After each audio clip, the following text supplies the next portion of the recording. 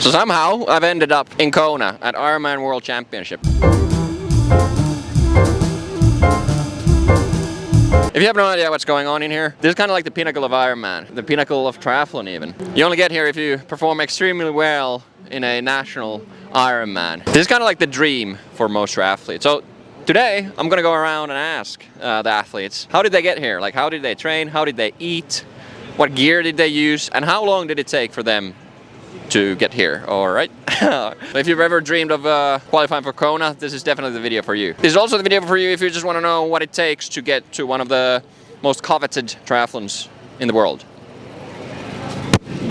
What Ironman did you qualify from? Ironman Subic 20 this year. It's the same. Cairns. Mallorca last year. Ironman UK. Switzerland. Estonia. Frankfurt, Maastricht, the Netherlands. And what was your qualifying time? 10:59 and 58 seconds. I did 9:59:20 or something. 9:08. 10:30. 9 hours 7. It was just under 11 hours. 9:53. And how many years have you done triathlon? In 2016 I started with Olympic distances, and since 2018 I started with the half distances. Did you have any background in sports before that? I was a professional swimmer when I was young. 4 years, and I have a background in cycling. How long did you do cycling before? 10 years or so. Okay. 7 years. Did you have any other background? Oh, I did a lot of marathons. Yeah, like 18 marathons. And now I do 7 years triathlon, and before that I did a bit of running. And when I was a student, I didn't sport at all. So, Okay. yeah. I started 2015 with 70.3. 2018. Yeah. Here's one of the key spots, Ironman Village. So we've got we've got clothes. I think this would look good on me. Damn, that is colorful. What is that? Train smart, train better. Of course, HOKA is represented in large amounts. I don't know. There's a lot of people. I don't really like crowded place like this. Damn hot. Oh my God, they have some massage things here.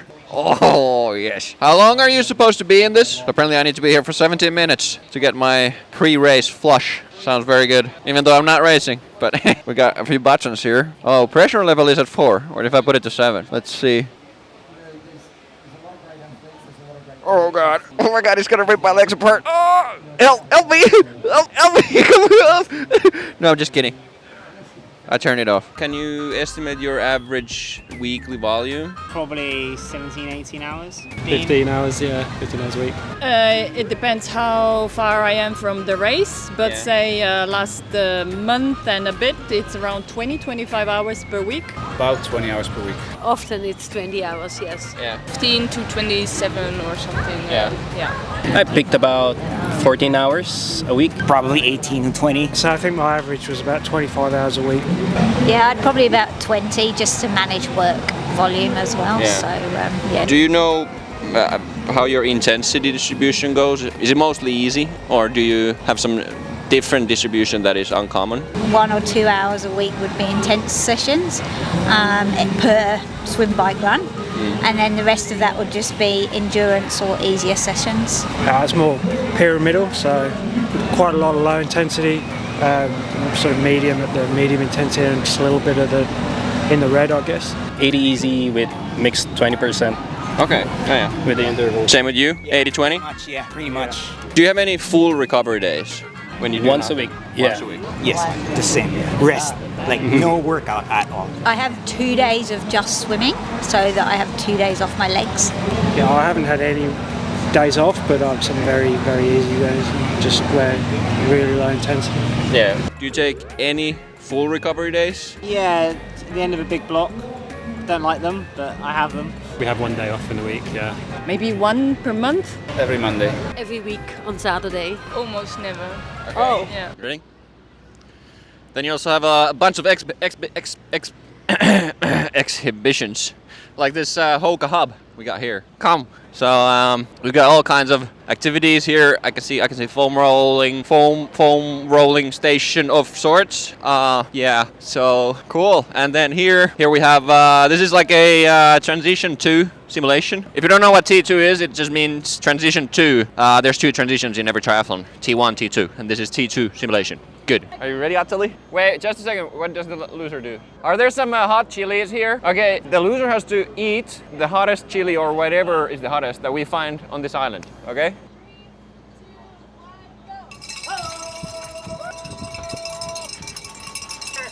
I didn't try how this opens. Come on. I don't want to eat that chili. Do the lasers. What are you doing? Oh my God. I'm not eating that chili. All right, so we know who's eating the chili tonight. Do you do any strength training? It's not a regular thing. Once a week, sometimes twice a week, but all body weight training. No, every day I do some kind of like activation work, and then 2 days a week I go to the gym and do some like strength training and stuff like that. Well, I usually do like a block at the gym before I start training for an Ironman, and then during the training I do sort of big gear, paddles and run hills for the strength. Do you do any strength training? Winter months, but I neglect that in the summer. Yeah, I do some strength training. I've got a gym in my garage, and I also do a bit of yoga as well. So. Wow. Too little. A little bit in the winter, but not during the season. Yeah, same as me, in the winter and not enough. Yeah. Yeah, I do strength like 3 times in the winter and now 2 times. And almost always combine it with running before. So first an hour running and then the strength training. Okay. Do you do any stretching? Well, the yoga was part of it. Yeah. Every day. Every day? Every day. I do dynamic in the morning and static at night before sleeping. Yeah. Oh, damn. That's what I'm aiming for, but it's the routine has been lacking. Yeah, I try and stretch after every session if I've got time. But yeah, I'll do a decent once a week stretch, properly stretch, like an hour or so. I don't stretch, but I do trigger point quite a lot. So do you stretch? Yep, stretch. Yeah.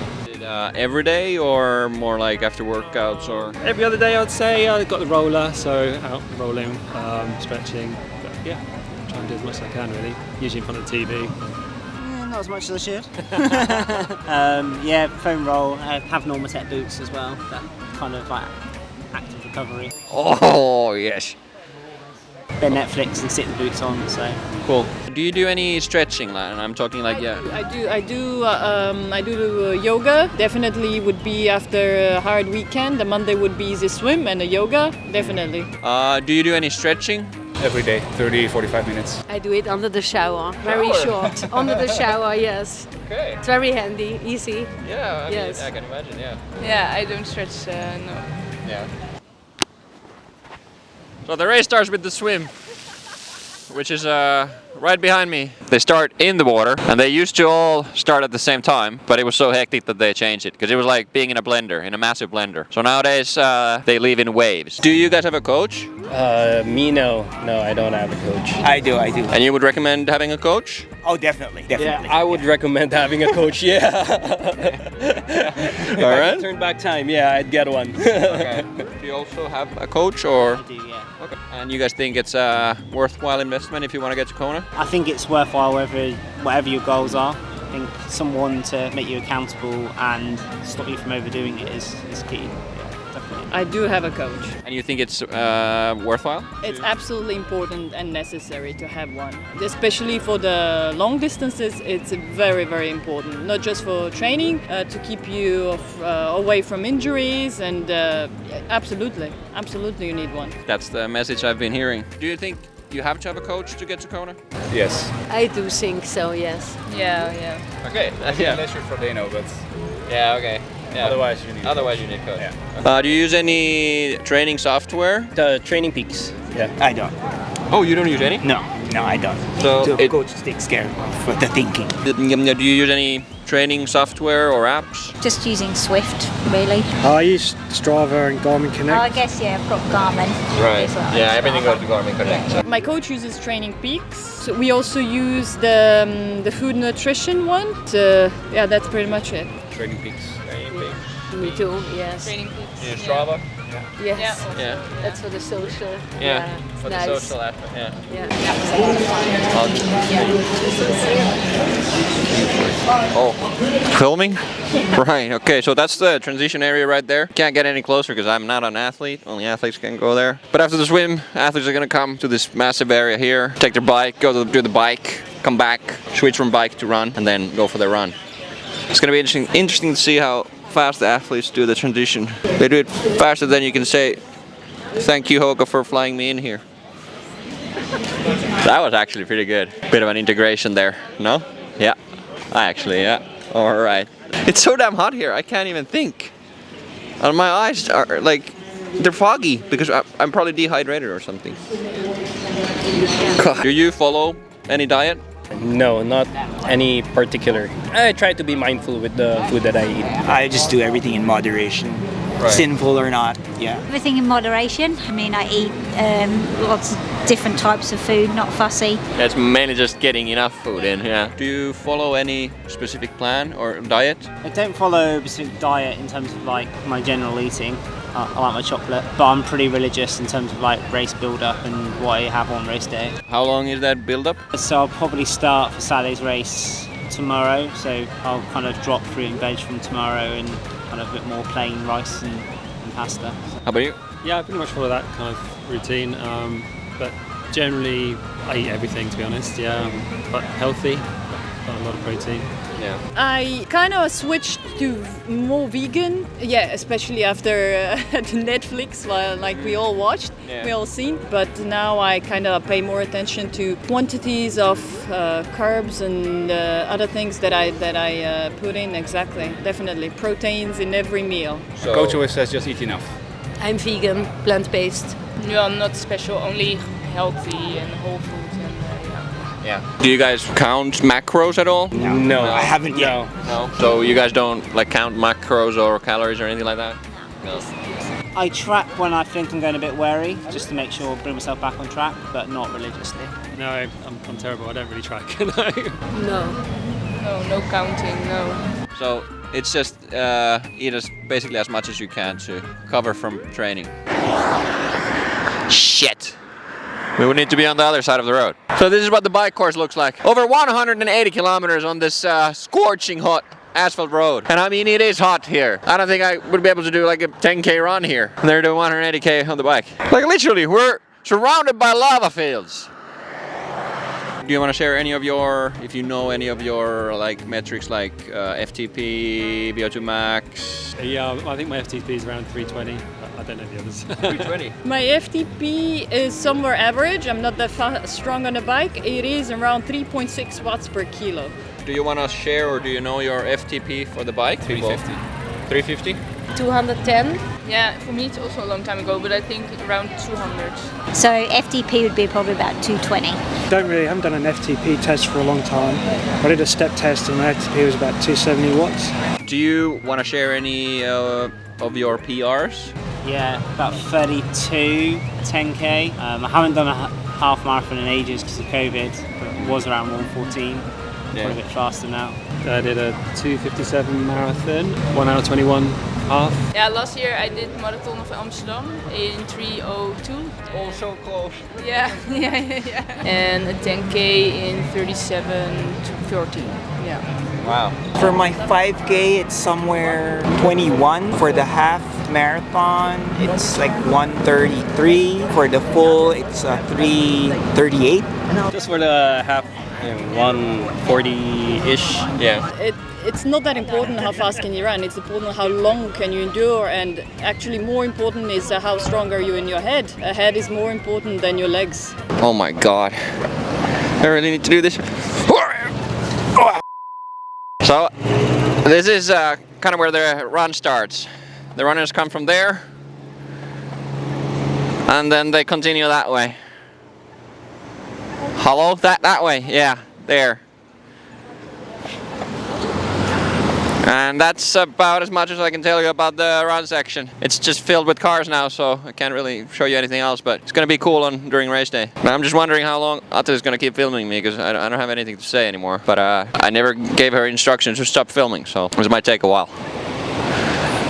I don't know, should I try to wave and be like, yay, it's okay, or Yeah, now I think she got... What is the biggest mistake you did in your training to this event? Not get a coach. Yeah. I mean, I was making lots of mistakes along the way, which I could have saved if I had someone. Yeah. Right. There was probably one ride I did where I pushed a bit too hard and I got a bit of a tight hamstring after that for a week or so. Yeah. And that probably put me back a week or so, but other than that, Yeah. Well, prior to having a coach, overdoing it. I think most triathletes, especially Ironman, are guilty of more is more. Probably do my training before work instead of doing it after work. I think doing it earlier and getting it out of the way is probably better. I wish I had more time to exercise more. That's the only thing I would change. More swimming. More swimming. Yes. And I always select a bit too much with swimming because I don't like it. Yeah. The only thing is it takes a lot of time to really scrape off these last couple of minutes. Yeah. If I could change anything, I would start earlier to go do triathlon. Maybe if I was starting earlier, I was better. But that's how it goes. But you made it here. So. Yes, exactly. Yes. Yeah, I also wanted to start earlier with swimming or more hard cycling. Yeah. Okay, hard cycling. Yeah. That is way too bright. Now you can't see me. Rather harsh conditions. So based on these interviews, we can make a few conclusions. If you want to get to Kona, you need to, 1, be comfortable training around or more than 15 hours per week. 2, you should definitely get a coach. And 3, even if you come from an active background, it will probably take you at least 5 years of dedicated training to get to Kona. And then 4th, there is no one formula that will guarantee a slot in Kona. All the athletes I interviewed had different training philosophies and training methods. But what they all had in common was that they had put in the work. In some shape or form, you need to put in a lot of work to get to Kona. Oh yeah, that's it.